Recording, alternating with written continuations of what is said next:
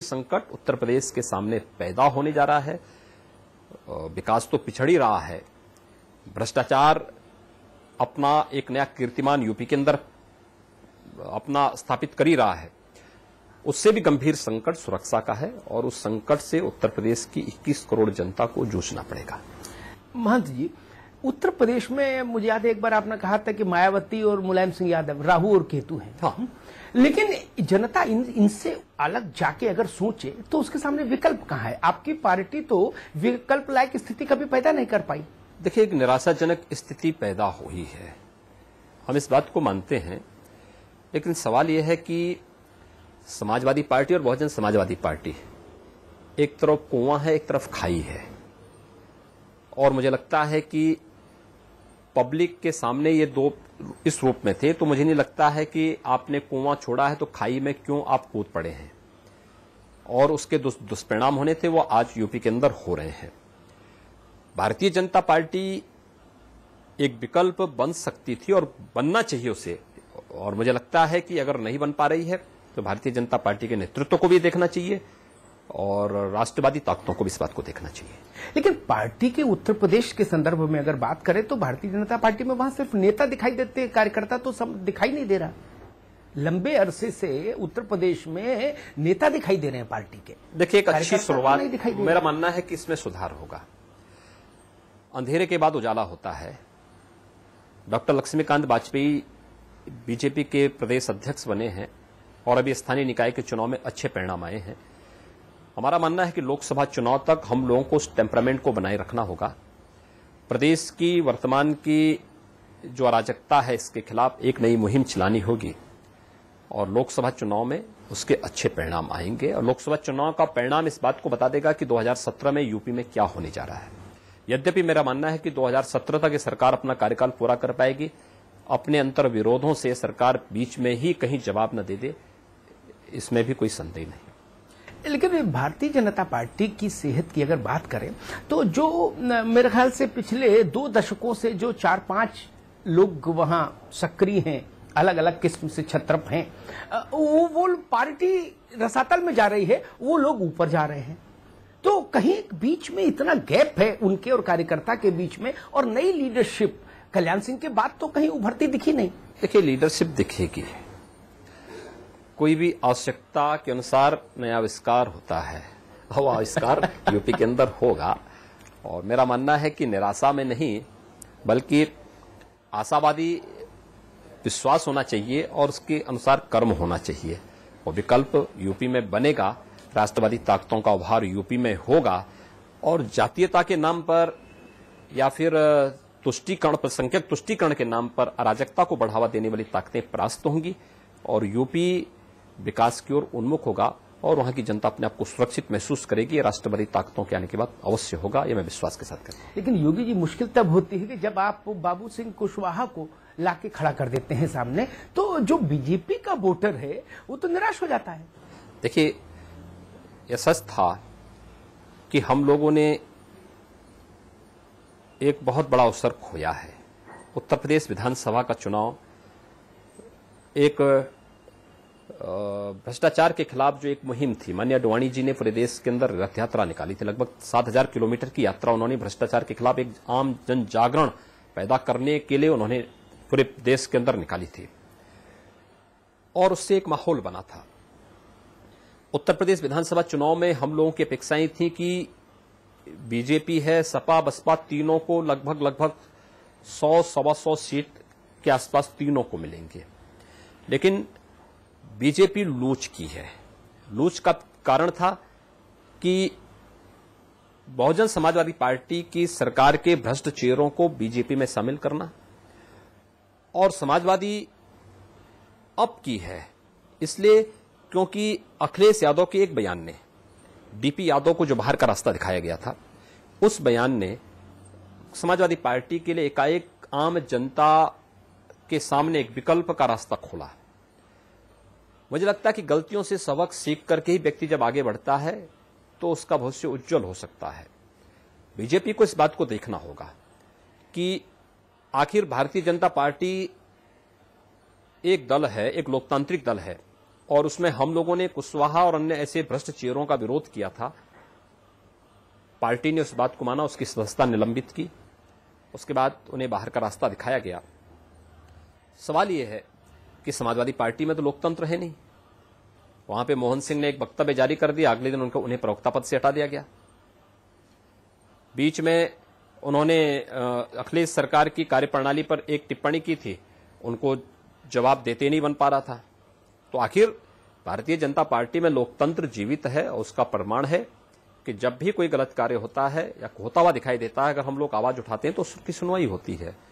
कुशवाहा के प्रकरण में हुआ था, हम लोगों ने कहा था कि गलत हो रहा है, राष्ट्रीय नेतृत्व ने सुना, उन्हें बाहर का रास्ता दिखाया गया, लेकिन तब तक बहुत देर हो। नुकसान, देखिए नुकसान तो हो चुका था, लेकिन आने वाले समय में उस नुकसान को हम लोग रोकने में सफल हो सकते हैं। इस प्रकार की घटनाएं हमारे लिए एक सबक हो सकती है। आपको नहीं लगता कि विधानसभा चुनाव में भी रणनीति के स्तर पर जो प्रयोग नितिन गडकरी जी ने करने की कोशिश की, वो शायद उनकी टाइम की मैचिंग ठीक नहीं थी। उमा भारती को जब आप लाए और उमा भारती को जब आपने जिस मोड़ पर आके फ्री हैंड दे पाए, तब तक चुनाव बहुत आगे निकल गया था। देखिए उत्तर प्रदेश के अंदर, देखिए किसी भी चुनाव में वास्तविक रिजल्ट लाने के लिए कम से कम आपके पास 1 साल समय चाहिए। उत्तर प्रदेश के अंदर विधानसभा चुनाव के पहले उस प्रकार की रणनीति बनाने के लिए हमारे पास पर्याप्त समय था। महत्वपूर्ण ये नहीं कि आप किसको कब ला रहे हैं, महत्वपूर्ण ये है कि उसके प्रति जनता का विश्वास, जिसको लीडरशिप आप दे रहे हैं उसके प्रति पब्लिक का विश्वास किस रूप में है। एक दूसरा, ये कुछ खामियां रही होंगी, जैसे कई प्रभारी बनाए जाते रहे, एक के ऊपर दूसरा, दूसरे के ऊपर तीसरा, तीसरे के ऊपर चौथा, उसका भी खामियाजा। दूसरा, मुख्यमंत्री पद का दावेदार कौन है। भाई बीजेपी तय पहले से तय था, हर व्यक्ति जानता था कि बीजेपी सत्ता की दौड़ में नहीं है, उसको अपना अस्तित्व बचाए रखने के लिए इस स्थिति में पहुंचना है कि वो 51 है तो कम से कम 102 तक पहुंच जाए जी, 125 तक पहुंच जाए। क्योंकि हमारा ये मानना था कि मैक्सिमम अगर किसी को मिलेगा तो 125 और 150 से ऊपर नहीं जा सकता कोई भी, चाहे वह बीजेपी हो, सपा हो या बसपा हो। लेकिन बीजेपी जैसे लूज की, बीजेपी 100 से सीधे जब 45-46 पे आ गई, तो समाजवादी पार्टी फिर 130-35 से आगे की अपनी यात्रा प्रारंभ की और एब्सोल्यूट मेजोरिटी उसने यूपी में प्राप्त की। और ये चीजें स्पष्ट थी। समाजवादी पार्टी अगर विधानसभा चुनाव के 4 महीने पहले आप देखेंगे, समाजवादी पार्टी कहीं परिदृश्य में नहीं थी, कहीं नहीं थी, लेकिन 4 महीनों के अंदर अचानक परिवर्तन हुआ और उसके बाद जो चुनाव के टर्निंग पॉइंट थे वो आपके सामने मैंने बताए। बीजेपी के साथ ये भी दुविधा है कि वो शायद ये नहीं बता पाए कि इस बारात का दूल्हा कौन है चुनाव से पहले। हाँ, मुझे लगता है कि एक तय होना चाहिए था। आप उमा भारती को तय करना था, उमा भारती को ही कहते। आपको कल्लाज मिश्रा को तय करना था, कल्लाज जी को ही तय करते। आपको किसी और को तय करना था, उसी को कहते। लेकिन हर जगह हर व्यक्ति अपने को मुख्यमंत्री कहता था। कोई कहीं पे कल्लाज जी को कहा जाता था, कहीं पे उमा भारती को कहा जाता था, कहीं पे शाही को कहा जाता था, कहीं पर किसी और को कहा जाता था। तो आखिर ऐसे में तो नेतृत्व तो नहीं चलता है। और फिर कार्यकर्ताओं की अपेक्षाएं क्या हैं उसको भी देखा जाना चाहिए, उसको समझा जाना चाहिए। क्या सर्वे के आधार पर टिकट दिए गए थे? अगर सर्वे के आधार पर टिकट दिए गए होते, आपने जो कार्यकर्ताओं के बीच में कहा था, तो इस प्रकार की स्थिति क्यों पैदा होती? उत्तर प्रदेश में इस प्रकार की स्थिति तब तो नहीं पैदा होती। मेरा मानना है कि सर्वे के आधार पर भी दिए गए तो भी बीजेपी 100 का आंकड़ा पार करती। टिकट तो मुझे लगता है कि का जो पैमाना था वो तो बाद में बदल गया जी, उसका बीजेपी को उसका खामियाजा भुगतना। लेकिन ये दुविधा जिसने उत्तर प्रदेश में पार्टी को नुकसान पहुंचाया, वो दुविधा तो दिल्ली तक पीछा नहीं छोड़ रही है। अभी भी भारतीय जनता पार्टी के अध्यक्ष से जब भी पूछिए कि कौन आदमी होगा जिसके नेतृत्व में चुनाव लड़ेगी भारतीय जनता पार्टी लोकसभा का, तो वो 6 नाम गिनाते हैं। देखिए, हमारा ये मानना है कि माननीय श्री लालकृष्ण आडवाणी जी इस देश में सर्वमान्य नेता हैं और भारतीय जनता पार्टी ही नहीं, एनडीए उनके नेतृत्व में पूरा विश्वास करता है। बीजेपी और एनडीए को गवर्नमेंट बनाना है तो मुझे लगता है कि आडवाणी जी एक सर्वमान्य चेहरा है और आडवाणी जी के नेतृत्व में यह देश, मुझे भारतीय राजनीति का एकमात्र चेहरा है जिसके ऊपर कोई आरोप नहीं, जिनके अनुभव का, जिनकी संगठन और सरकार दोनों में कार्यक्षमता पर कोई प्रश्न चिन्ह नहीं लगा सकता। और मुझे लगता है कि देश का सौभाग्य होगा कि श्री लालकृष्ण आडवाणी जैसा प्रधानमंत्री इस देश को मिले। योगी जी, लेकिन राष्ट्रीय स्वयंसेवक संघ के पुरोधागण लगातार उनको सलाह दे रहे हैं कि अब आप संन्यास ले लीजिए सक्रिय जीवन से। इस उम्र में जो व्यक्ति देश की 7,000 किलोमीटर की यात्रा कर सकता हो, दिन रात चल सकता हो, जो व्यक्ति आज भी शारीरिक और मानसिक रूप से संसद की हर कार्रवाई में बड़ी मजबूती के साथ भाग लेकर के न केवल भागीदार बनता है, अभी तो अपने जूनियर सदस्यों को भी, अपने जो नए सदस्यों को भी प्रेरित करता हो, एक अभिभावक के रूप में उन्हें आगे बढ़ने के लिए प्रेरित करता हो, मुझे लगता है कि इस प्रकार की बातें उनके लिए शोभा नहीं देती। नहीं, लेकिन संघ के लोग इस मुझे लगता है विचार कि को लगातार देश की आवश्यकता क्या है जी, ये सबकी समझ में आ जाएगा। लेकिन ये चीज अभी संघ को समझ में क्यों नहीं आ रही? भारतीय जनता पार्टी के नेतृत्व को मेरा मानना है कि बीजेपी भी और एनडीए भी उन्हें अपना नेता मानता है और अपने नेता के रूप में, मुझे लगता है एक सर्वमान्य नेता के रूप में उनकी स्वीकार्यता हर जगह होगी। लेकिन अभी जो माहौल दिख रहा है उसमें तो नरेंद्र मोदी दौड़ में सबसे आगे नजर आ रहे हैं। देखिए, नरेंद्र मोदी भारतीय जनता पार्टी के एक सम्मानित नेता हैं और गुजरात में उन्होंने सफल जिस प्रकार के विकास के आयाम प्रस्तुत किए हैं वो देश के लिए एक मॉडल हो सकता है। और मुझे लगता है कि एक योग्य नेता के निर्देशन में जो है उन्हें आगे बढ़ने के लिए अवसर मिलेगा और अच्छा होगा कि इस समय लोगों को ध्यान अन्य मुद्दों से हटा करके माननीय लालकृष्ण आडवाणी जी के नेतृत्व में इस लड़ाई को आगे बढ़ाने की तैयारी करनी चाहिए।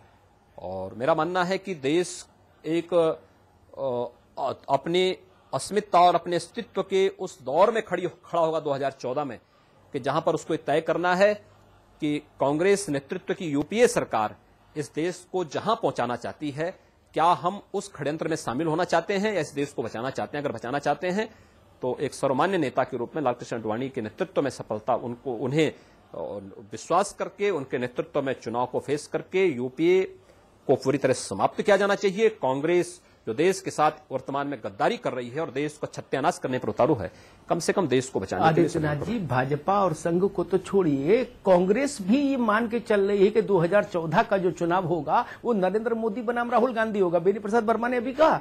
देखिए, उनके बयान को, बेनी बाबू की बयान को मुझे लगता है कि स्वयं उनकी पार्टी ने खंडन कर दिया है।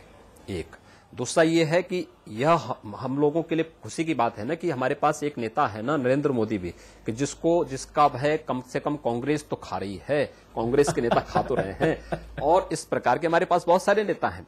तो नरेंद्र मोदी, हमें इस बात का गर्व है कि नरेंद्र मोदी जैसा chief minister Bharatiya Janata party ने दिया है। लेकिन सेनापति आडवाणी जी को होना चाहिए। सेनापति आडवाणी जी को होना चाहिए। उस सेना में नरेंद्र मोदी भी शामिल रहे। हाँ, मोदी जी एक योग्य, देखिए उनकी क्षमता और उनकी योग्यता और उनके नेतृत्व में जिस प्रकार से गुजरात ने विकास किया है, मुझे लगता है उसका अनुभव देश को लेना चाहिए। एक नारा कभी आपके समर्थकों ने भी लगाया था, पडरौना गुजरात बनेगा। देखिए, गुजरात विकास का एक प्रतीक है और सुरक्षा का और समृद्धि का प्रतीक है। दूसरे अंदाज में हुई। देखिए, कौन किसकी व्याख्या किस रूप में कर रहा है, मुझे लगता है कि उसके बारे में कहना नहीं। और मुझे लगता है कि अगर पडरौना या यूपी को गुजरात बनाने की बात हो रही है तो अच्छी बात है। कम से कम वहां सबकी सुरक्षा, गुजरात में सबकी सुरक्षा है ना, और समृद्धि भी है, समृद्धि और अग्रसर भी हो रहा है। अगर यूपी की सुरक्षा और यूपी की समृद्धि की बात हो रही है तो मुझे लगता है कि हमें इस प्रकार के नारों को देना चाहिए। लेकिन कुछ लोग उसको दंगे से जोड़ देते हैं ना, गुजरात बनेगा जब बात आती है तो क्या बात है। मुझे लगता है कि अगर दंगों से ही शांति होती तो उस दंगों को आने देना चाहिए। आदित्यनाथ जी, हम आपको यहाँ रोकेंगे, समय है एक ब्रेक का। ब्रेक के बाद जब हम वापस आएंगे तो योगी आदित्यनाथ से बातचीत का सिलसिला जारी रखेंगे।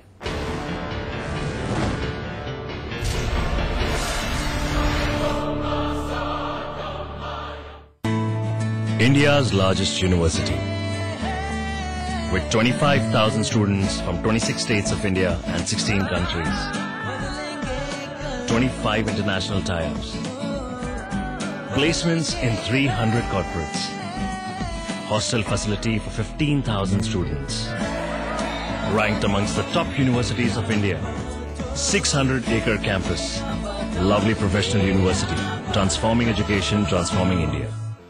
दिल को रखें चुस्त और दुरुस्त, ब्लड प्रेशर को रखें काबू कैसे? देखिए आरोग्य में रविवार दोपहर 12 बजे सिर्फ समाचार प्लस पर। आप हमारे टोल फ्री नंबर पर भी कॉल कर सकते हैं